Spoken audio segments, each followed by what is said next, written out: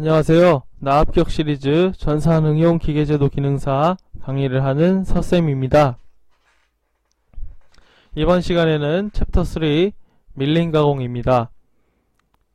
밀링 가공 머신의 종류와 특징, 절삭 속도와 이송량을 구하는 공식, 그리고 상향 절삭, 하향 절삭에 대한 내용들이 출제 빈도가 높으므로 이 부분을 중점적으로 공부하시면 되겠습니다. 빅데이터 키워드를 살펴보면 밀링 머신의 종류, 그리고 밀링 가공의 종류, 그리고 절삭 조건, 그리고 분할 때 상향 절삭, 하향 절삭, 그리고 분할 때 부분이 많이 출제가 됩니다. 밀링 머신은 밀링 커터를 회전시켜서 테이블에 고정한 가공물을 절삭하는 기계, 공작 기계입니다. 그래서 밀링 머신의 작업 종류로는 평면 가공이 있고요. 엔드밀을 이용한 단 가공, 홈 가공, 그리고 드릴 작업, 또 T-홈 가공, 더브테일 가공이라고 하죠. 더브테일 가공, 그리고 보링, 구멍을 넓히는 보링, 곡면 절삭 등이 가능합니다. 밀링 머신의 종류를 한번 보면 일반적으로 사용하는 수평 밀링 머신이 있습니다. 주축을 기둥, 컬럼 상부의 수평으로 설치해서 아버를 고정해서 가공물을 절삭하는 수평 밀링 머신이 있고요. 그리고 수직 밀링 머신이 있습니다. 주축 헤드가 테이블면에 수직으로 되어 있는 수직 밀링 머신입니다. 일반적으로 수직 밀링 머신을 많이 사용하게 됩니다. 그리고 만능 밀링 머신이 있습니다. 수평 밀링 머신하고 유사한데 쉐들리에 선회대가 있어서 일정한 각도로 테이블을 회전시킬 수 있는 만능 밀링 머신이 있습니다. 그리고 플레이너형 밀링 머신은 대형 밀링 머신으로 고중량의 가공물을 가공하기 위한 밀링 머신입니다. 문제를 한번 풀어보면 테이블이 상하 좌우로 움직일 수 있으며 45도 정도로 회전시킬 수 있어서 분할 작업 등 여러가지 작업이 가능한 밀링 머신은 만능 밀링 머신입니다. 따라서 4번이 정답입니다. 밀링 머신의 구조로는 기본적으로 칼럼과 기둥에 해당하는 칼럼과 니라고 하는 칼럼에 슬라이드 상으로 이송시킬 수 있는 니가 있고요. 니 위에서 슬라이드면을 따라다니는 쉐들이 있습니다. 그리고 테이블 이렇게 되어 있는 밀링 머신의 기본적인 구조를 볼 수 있습니다.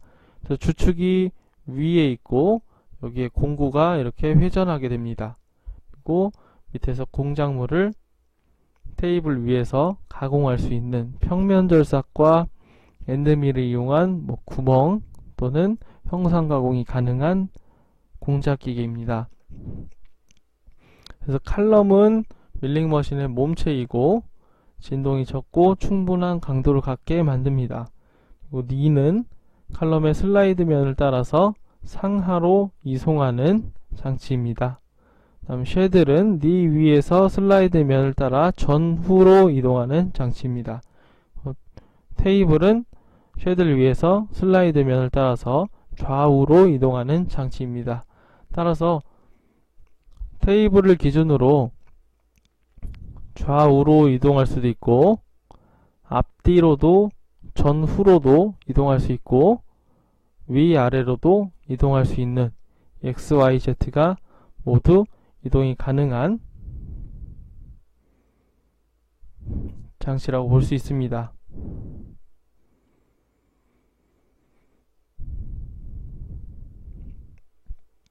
밀링 머신의 크기 표시는 참고해 보시고요. 밀링 머신의 부속품과 커터에 대해서 살펴보도록 하겠습니다. 밀링 머신의 부속품과 부속 장치 중에 밀링 바이스는 공작물을 고정하기 위해서 사용하는 바이스입니다. 그래서 테이블 위에 T볼트를 이용해서 고정시키고 밀링 바이스 위에 공작물을 고정시켜서 절삭을 하는 그런 장치입니다. 분할 때는 테이블 위에 설치를 하는데 공작물을 지지하거나 또는 필요한 등분이나 각도로 분할할 때 사용합니다. 분할대에 대한 자세한 내용은 이따가 다시 설명하도록 하겠습니다. 회전 테이블은 원형 테이블 위에 설치하고 수동 또는 자동으로 회전을 시킬 수 있어서 바깥 부분의 원형 가공이나 윤곽 가공을 할 수 있는 부속품입니다.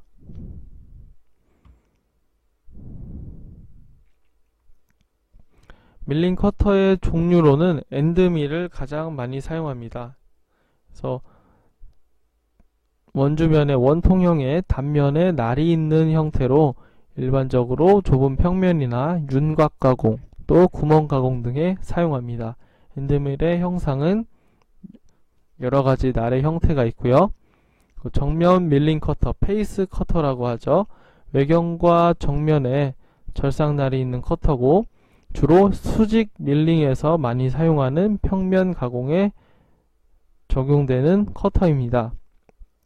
그래서 이 한 개 한 개가 밀링 바이트 팁이고요. 이 팁을 여러 개를 달아서 이 원을 전체를 회전시켜 가지고 평면을 절삭하는 밀링 커터입니다. T홈 밀링 커터는 T홈 가공을 하는 커터이고요. 더브테일 밀링 커터는 더브테일 가공을 할 때, 삼각형 더브테일 가공을 할 때 사용하는 커터입니다. 그리고 수평 밀링에서 사용하는 커터는 이렇게 여러가지 커터가 있는데 그 중에서 평면 커터를 많이 사용하고 있습니다.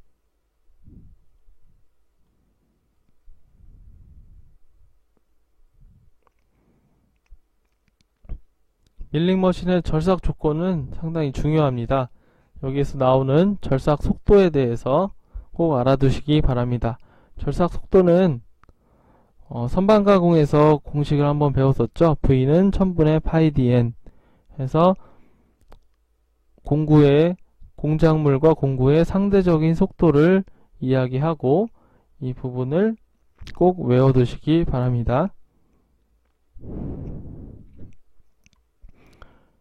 그리고 밀링 커터는 밀링 머신에서 테이블 이송 속도를 계산하는 공식이 있습니다. 이 공식도 꼭 알아두시기 바랍니다. 그래서 F는 1분간 날의 이송량이고, 이송이라고 하면 바이트, 칼날이 움직여서 절삭을 하는 그러한 과정을 이송이라고 합니다. 그래서 FZ는 한 날에 날 하나당 이송량이고, Z는 밀링 커터의 날수, 페이스 정면 커터를 얘기했을 때 밀링 커터의 날수, 그리고 N은 밀링 커터의 회전수를 이야기합니다. 이걸 모두 곱하면 1분간 이송량, 1분간 얼마나 가공을 하면서 지나갔는지를 알 수 있게 됩니다. 개념 잡기 문제를 한번 풀어보겠습니다. 밀링 가공에서 지름이 160mm인 일감을 지름 80mm 커터로 회전수 60rpm에서 가공할 때 절삭 속도는 몇 미터 퍼 미닛인가 라고 물어봤습니다. 절삭 속도에 대한 공식은 V는 1000분의 파이 dn이죠. 여기에서 각 변수를 대입해보면 1000분의 파이는 3.14고요. 그리고 D는 공구의 지름을 얘기합니다. 공구의 지름 80mm 커터죠. 80이고, 그리고 회전수는 60rpm이었습니다. 그래서 60을 계산기에서 계산하면 15.072가 나오는데, 이것은 이제 15와 비슷하죠. 그래서 답은 15가 되겠습니다. 그래서 답은 2번입니다. 밀링 커터는 절삭 방향이 또 중요합니다. 그래서 어느 부분에서 밀링 절삭 커터가 지나가느냐에 따라서 하향 절삭과 상향 절삭과 하향 절삭으로 나뉩니다.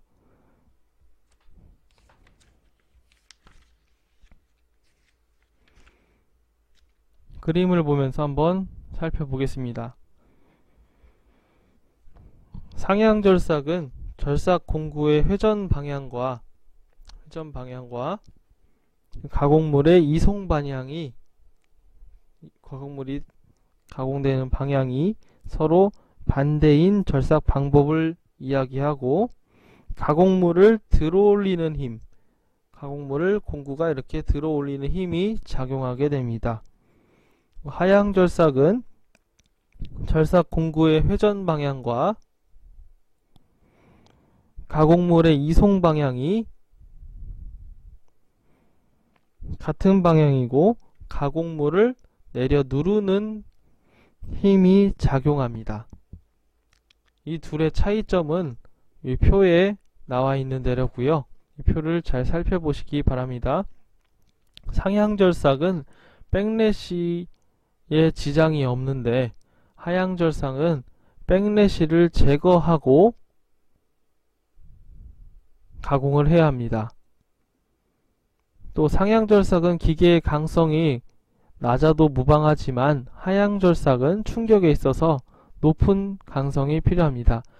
내려 찍으면서 가공을 하기 때문에 그만큼 아래에 있는 공작물을 받치고 있는 기계에 대한 충격이 작용하게 되겠죠. 그래서 높은 강성이 하향 절삭에선 필요합니다. 가공물의 고정은, 상향 절삭은 가공물을 들어 올리기 때문에 고정이 불리하고, 하향 절삭은 가공물을 누르기 때문에 고정이 유리합니다. 공구의 수명은 상향 절삭이 공구의 마찰로 공구 수명이 짧고, 하향 절삭은 상향 절삭에 비해서 공구 수명이 길다고 할 수 있습니다. 상향 절삭은 마찰정이 크고, 하향 절삭은 마찰정이 작지만 충격력이 작용합니다. 한 번에 많은 양을 깎아서 들어가기 때문에 충격을 더 많이 작용받게 됩니다. 거칠기의 가공면의 겹칠기에서는 상향 절삭은 광택은 있으나 가공면이 나쁘고, 하향 절삭은 광택은 없는데 가공면이 좋은 장점이 있습니다. 이 부분들을 차이점을 잘 확인하시고 공부하시기 바랍니다. 그래서 하향 절삭에는 백래시 제거해야 한다고 했는데, 이 백래시 제거 장치가 따로 있습니다. 그래서 백래시를 줄이기 위해서 고정 앞나사 외에 백래시 제거 장치를 부착해서 나사를 조여 백래시를 제거하는 이런 백래시 조절 장치, 제거 장치도 함께 있습니다. 개념잡기 문제를 한번 풀어보면, 하향 절삭에 대한 설명으로 틀린 것은 이라고 했습니다. 밀링 커터 날이 마무리를 쳤고 수명이 길 장점이 있죠. 맞고요. 2번, 날 하나마다의 날자리 간격이 짧고 가공면이 깨끗하다. 맞습니다. 그리고 3번, 커터의 절삭 방향과 이송 방향이 반대이다 라고 했는데 같은 방향이죠. 그래서 3번의 보기는 틀렸고요. 4번, 커터 날이 밑으로 향하여 절삭함으로 일감이 고정이 간편하다. 맞습니다. 따라서 정답은 3번이 되겠습니다.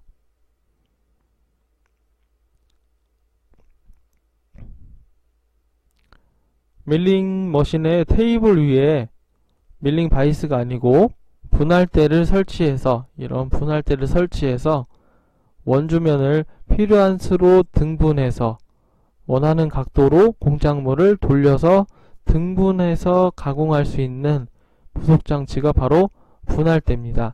이 분할대를 가지고 가공을 하게 되면 분할 가공이 되고, 이 가공 방법은 크게 세 가지 방법이 있습니다. 그 중에서 직접 분할법은 이 분할판에 구멍 수가 24개가 되어 있고 24의 약수 24, 12, 8, 6, 4, 3, 2 등분이 가능합니다. 반드시 정수일 때만 분할이 가능합니다. 그래서 이 분할에 대한 직접 분할에 대한 공식이 등분수 분의 24 그래서 24개의 구멍으로 이루어진 직접 분할법이 있고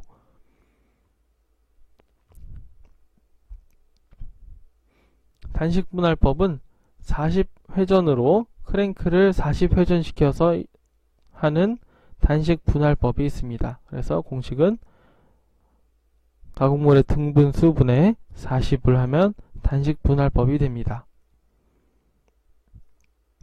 기타로 차동 분할법도 이렇게 해서 총 3가지의 분할법이 있는데 많이 사용하는 것은 직접 분할법과 단식 분할법을 많이 사용합니다. 개념 잡기 문제를 한번 풀어보겠습니다. 밀링 작업에서 스핀들 앞면에 있는 24구멍의 직접 분할판을 사용해서 분할하며 이때 웜을 아래로 내려 스핀들의 웜 휠과 물리는 부분을 끊는 분할법은 이라고 했습니다. 그래서 스핀들과 웜 휠의 물림을 끊고 24구멍의 직접 분할판을 사용하는 분할 방법은 직접 분할법이 되겠습니다. 따라서 답은 2번이 되겠습니다. 이번 강의는 여기서 마치도록 하겠습니다. 감사합니다.